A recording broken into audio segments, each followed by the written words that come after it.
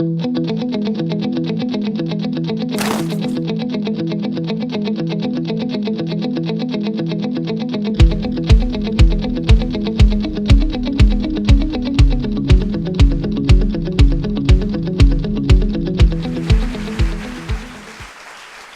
job, man. I like it a lot. So neuroscience theory building 101. Everything easy to you is really hard when you try and make it out of neurons. At least when you try and learn to make it. Once you learn to make it, things actually sometimes make a lot of sense. I'm going to be talking today about the theory of visual attention. I'm going to make it out of neurons. Real neurons, synthetic neurons. You can see they're a little more abstract. But if we want to say anything, we have to start simple and build out from there. The object of our attention is a puggle and a robot puggle. We've gone from all the dogs to 2 dogs. We're simplifying. If you've been watching this, you've probably been paying attention to the robot puggle with the red eye that's sort of watching you. And things with robot eyes are worth paying attention to. But the puggles don't change as you look from the regular puggle to the robot puggle. They're just emphasized. You just feel like you want to look at it. You focus on them. That's what attention is. It's emphasis. But the brain doesn't trade in puggles. It trades in the neural code, which is really a bunch of cells firing spikes at each other, which are tiny little messages the cells make up.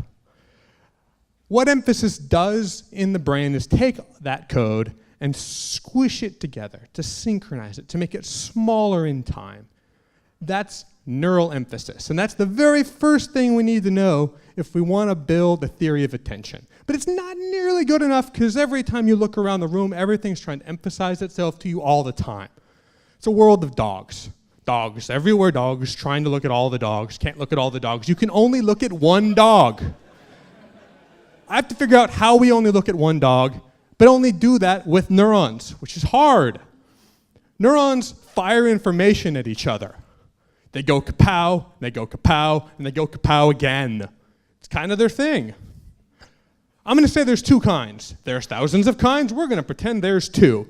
Excitatory neurons, that's E, and inhibitory neurons, that's I. Excitatory neurons make other neurons get excited and fire too. Inhibitory neurons make them shut up. But messages aren't instantaneous. They carry themselves out in time. The red lines are how the message behaves in time. Initially sharp and then decays out. Excitatory is plus, inhibitory and minus. Inhibitory has a much longer shape.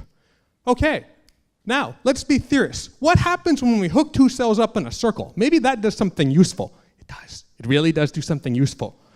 I'm going to build a neural circuit that's recurrent. E goes to I, it makes a little bleb, and then I goes back to E, and that shuts E up.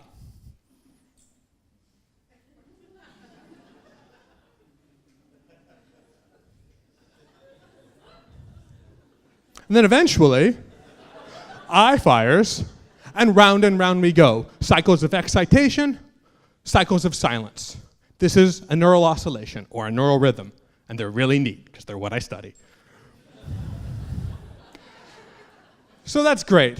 But I still haven't made them choose. I just made things go in a circle. That's not really helpful. Let's take 2 of these things and let's take our 2 puggles and let's hook them up in a neural network and try and do some fancy stuff with it.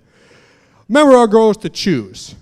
But again, the brain doesn't trade in puggles. It trades in neural codes. And I'm going to say that our robot puggle is being emphasized in your brain right now. That means its code got all squished together, which, as I said, doesn't solve the problem. It's just squished together.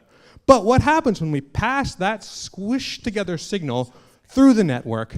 It gets to the I cells first, which then send their message to both other sets, and they shut them up. But the other puggle was also trying to pass its message. And in the middle of trying to say what it wanted to say, it got cut off. We've now made a few hundred neurons, which is what this represents, make a choice. And we did this using 2 simple things. We used an emphasis, and we used ping pong. Take some neurons, speed up their code, use a cycle to pick one or the other. This is how your brain may do visual attention. And I have to say, The best part, the reason I'm giving this talk, the really cool thing about this whole model is that the end of every silence is the opportunity to pay attention.